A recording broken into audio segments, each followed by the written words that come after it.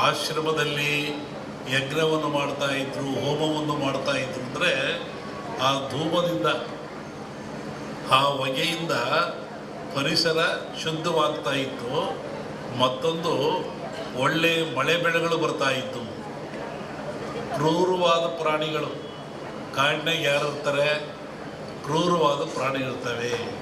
ಆ ಪ್ರಾಣಿಗಳು ಸಹಿತ ಮನುಷ್ಯನನ್ನು ಹಿಂಸೆ ಮಾಡಲ್ಲ. ಈ ಯಜ್ಞ ಮಾಡೋದ್ರಿಂದ, ಹೋಮ ಮಾಡೋದ್ರಿಂದ, ಆ ಬಂದ ಧೂಮದಿಂದ ಮನಸ್ಸು ಪರಿವರ್ತನೆಯಾಗಿ ಶಾಂತ ಸ್ವಭಾವಕ್ಕೆ ಬರ್ತವೆ.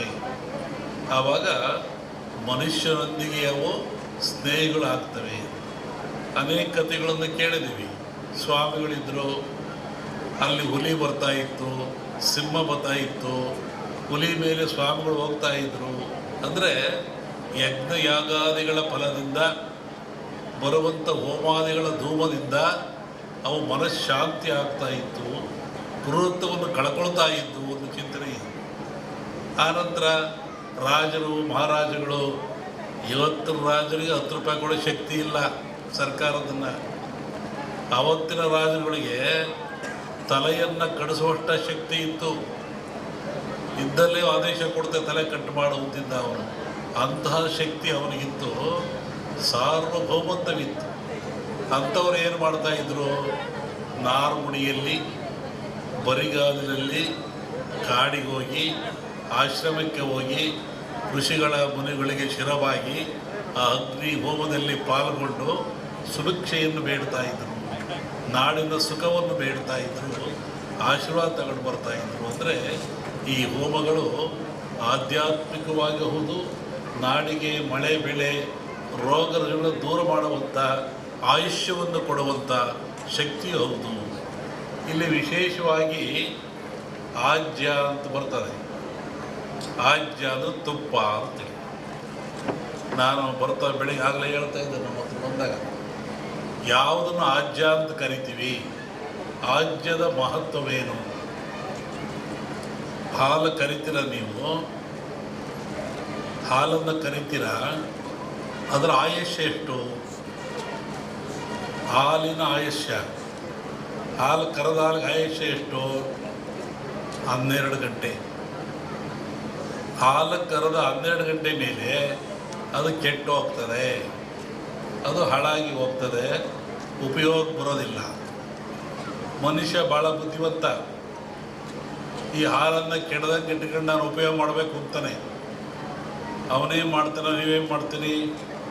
ಬೆಂಕಿ ಹಾಕ್ತೀರಾ, ಅಂದರೆ ಹಾಲನ್ನು ಕಾಸ್ತೀರಾ. ಹಾಲನ್ನು ಕಾಸ್ತೀರಾ, ಕೆಂಪು ಕಾದ ಮೇಲೆ ಆರಿಸಿ ಅದಕ್ಕೆ ಹೆಪ್ಪು ಹಾಕ್ತೀರಾ, ಹುಳಿ ಹಾಕ್ತೀರಾ. ಅದೇನಾಯಿತು? ಮೊಸರಾಯಿತು. ಹಾಲಿನ ಆಯುಷ್ಯು 12 ಗಂಟೆ, ಮೊಸರಾದ ಕೂಡಲೇ 24 ಗಂಟೆ. ಯಾತ್ರಿಂದ ಆಯಿತು? ಬೆಂಕಿಯ ಸಂಸ್ಕಾರದಿಂದ ಹಾಲು ಹೆಪ್ಪಾಗಿ ಮೊಸರಾಯಿತು. ಮೊಸರು 24 ಗಂಟೆ ಇರ್ತದೆ.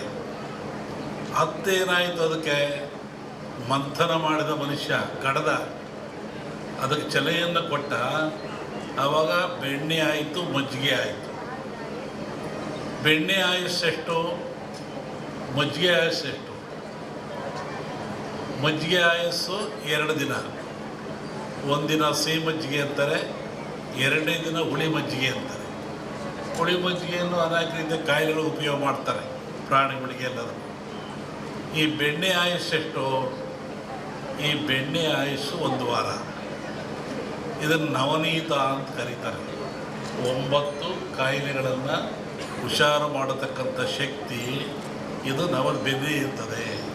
ಬೆನ್ನೆಲ್ಲಿ ಹೆಂಗೆ ಬಂತು? ಬೆಣ್ಣೆಯಲ್ಲಿ ಹೆಂಗೆ ಶಕ್ತಿ ಅಂದರೆ, ಹಸು ಹಾಲಂತ ಹುಲ್ಲಂತ ತಿಂತದೆ, ಗಿಡಮೂಲಿಕೆ ಅಂತ ತಿಂತದೆ, ಕಾಡಿಗೆ ಹೋಗ್ತದೆ, ನಡೆದಾಡ್ತದೆ. ಆ ತಿಂದು ಬಂದು ಹಾಲನ್ನು ಕೊಡ್ತದೆ.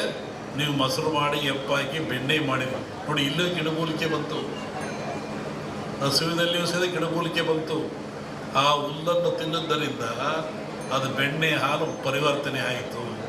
ಈ ಬೆಣ್ಣೆ 1 ವಾರ ಆದಮೇಲೆ ಮತ್ತೇನು ಮಾಡ್ತಾನೆ ಮನುಷ್ಯ? ತುಪ್ಪ ಮಾಡ್ತಾನೆ. ಅದನ್ನು ಕಾಸಿ ಅದಕ್ಕೆ ತುಪ್ಪ ಮಾಡ್ತಾನೆ.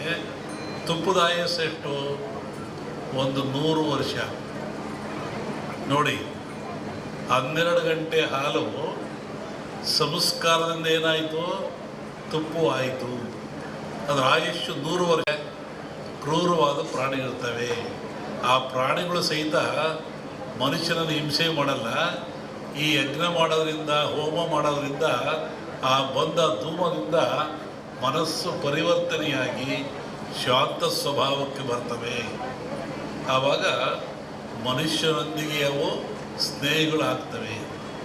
ಅನೇಕ ಕಥೆಗಳನ್ನು ಕೇಳಿದ್ದೀವಿ. ಸ್ವಾಮಿಗಳಿದ್ದರು, ಅಲ್ಲಿ ಹುಲಿ ಬರ್ತಾ ಇತ್ತು, ಸಿಂಹ ಬರ್ತಾ ಇತ್ತು, ಹುಲಿ ಮೇಲೆ ಸ್ವಾಮಿಗಳು ಹೋಗ್ತಾ ಇದ್ರು. ಅಂದರೆ ಯಜ್ಞ ಯಾಗಾದಿಗಳ ಫಲದಿಂದ ಬರುವಂಥ ಹೋಮಾದಿಗಳ ಧೂಮದಿಂದ ಅವು ಮನಃಶಾಂತಿ ಆಗ್ತಾ ಇತ್ತು, ಕ್ರೂರತ್ವವನ್ನು ಕಳ್ಕೊಳ್ತಾ ಇದ್ದು ಒಂದು ಚಿಂತನೆ ಇದೆ. ಆನಂತರ ರಾಜರು ಮಹಾರಾಜಗಳು, ಇವತ್ತಿನ ರಾಜರಿಗೆ 10 ರೂಪಾಯಿ ಕೊಡೋ ಶಕ್ತಿ ಇಲ್ಲ ಸರ್ಕಾರದನ್ನು. ಆವತ್ತಿನ ರಾಜರುಗಳಿಗೆ ತಲೆಯನ್ನು ಕಡಿಸುವಷ್ಟ ಶಕ್ತಿ ಇತ್ತು. ಇದ್ದಲ್ಲೇ ಆದೇಶ ಕೊಡ್ತೆ ತಲೆ ಕಟ್ಟು ಮಾಡುವಂತಿದ್ದ ಅವನು. ಅಂತಹ ಶಕ್ತಿ ಅವನಿಗಿತ್ತು, ಸಾರ್ವಭೌಮತ್ವವಿತ್ತು. ಅಂಥವ್ರು ಏನು ಮಾಡ್ತಾಯಿದ್ರು? ನಾರುಮುಡಿಯಲ್ಲಿ, ಬರಿಗಾಲಿನಲ್ಲಿ ಕಾಡಿಗೆ ಹೋಗಿ, ಆಶ್ರಮಕ್ಕೆ ಹೋಗಿ, ಋಷಿಗಳ ಮುನಿಗಳಿಗೆ ಶಿರವಾಗಿ ಆ ಅಗ್ನಿ ಹೋಮದಲ್ಲಿ ಪಾಲ್ಗೊಂಡು ಸುಭಿಕ್ಷೆಯನ್ನು ಬೇಡ್ತಾ ಇದ್ದರು, ನಾಡಿನ ಸುಖವನ್ನು ಬೇಡ್ತಾ ಇದ್ದರು, ಆಶೀರ್ವಾದ ತಗೊಂಡು ಬರ್ತಾಯಿದ್ರು. ಅಂದರೆ ಈ ಹೋಮಗಳು ಆಧ್ಯಾತ್ಮಿಕವಾಗಿ ಹೌದು, ನಾಡಿಗೆ ಮಳೆ ಬೆಳೆ ರೋಗಗಳನ್ನು ದೂರ ಮಾಡುವಂಥ, ಆಯುಷ್ಯವನ್ನು ಕೊಡುವಂಥ ಶಕ್ತಿ ಹೌದು. ಇಲ್ಲಿ ವಿಶೇಷವಾಗಿ ಆಜ್ಯ ಅಂತ ಬರ್ತದೆ. ಆಜ್ಯ ಅಂದರೆ ತುಪ್ಪ ಅಂತೇಳಿ. ನಾನು ಬರ್ತಾ ಬೆಳಿಗ್ಗೆ ಆಗಲೇ ಹೇಳ್ತಾ ಇದ್ದೆ, ನಮ್ಮ ಹತ್ರ ಬಂದಾಗ ಯಾವುದನ್ನು ಆಜ್ಯ ಅಂತ ಕರಿತೀವಿ, ಆಜ್ಯದ ಮಹತ್ವವೇನು? ಹಾಲು ಕರಿತೀರ ನೀವು, ಹಾಲನ್ನು ಕರಿತೀರ, ಅದರ ಆಯುಷ್ಯ ಎಷ್ಟು? ಹಾಲಿನ ಆಯುಷ್ಯ, ಹಾಲು ಕರೆದ ಹಾಲಿಗೆ ಆಯುಷ್ಯ ಎಷ್ಟು? 12 ಗಂಟೆ. ಹಾಲು ಕರೆದ 12 ಗಂಟೆ ಮೇಲೆ ಅದು ಕೆಟ್ಟು ಹೋಗ್ತದೆ, ಅದು ಹಾಳಾಗಿ ಹೋಗ್ತದೆ, ಉಪಯೋಗ ಬರೋದಿಲ್ಲ. ಮನುಷ್ಯ ಭಾಳ ಬುದ್ಧಿವಂತ. ಈ ಹಾಲನ್ನು ಕೆಡದಂಗೆ ಇಟ್ಕೊಂಡು ನಾನು ಉಪಯೋಗ ಮಾಡಬೇಕು ಅಂತಾನೆ. ಅವನೇನು ಮಾಡ್ತಾನೆ, ನೀವೇನು ಮಾಡ್ತೀರಿ? ಬೆಂಕಿ ಹಾಕ್ತೀರಾ, ಅಂದರೆ ಹಾಲನ್ನು ಕಾಸ್ತೀರಾ. ಹಾಲನ್ನು ಕಾಸ್ತೀರಾ, ಕೆಂಪು ಕಾದ ಮೇಲೆ ಆರಿಸಿ ಅದಕ್ಕೆ ಹೆಪ್ಪು ಹಾಕ್ತೀರಾ, ಹುಳಿ ಹಾಕ್ತೀರಾ. ಅದೇನಾಯಿತು? ಮೊಸರಾಯಿತು. ಹಾಲಿನ ಆಯುಷ್ಯು 12 ಗಂಟೆ, ಮೊಸರಾದ ಕೂಡಲೇ 24 ಗಂಟೆ. ಯಾತ್ರಿಂದ ಆಯಿತು? ಬೆಂಕಿಯ ಸಂಸ್ಕಾರದಿಂದ.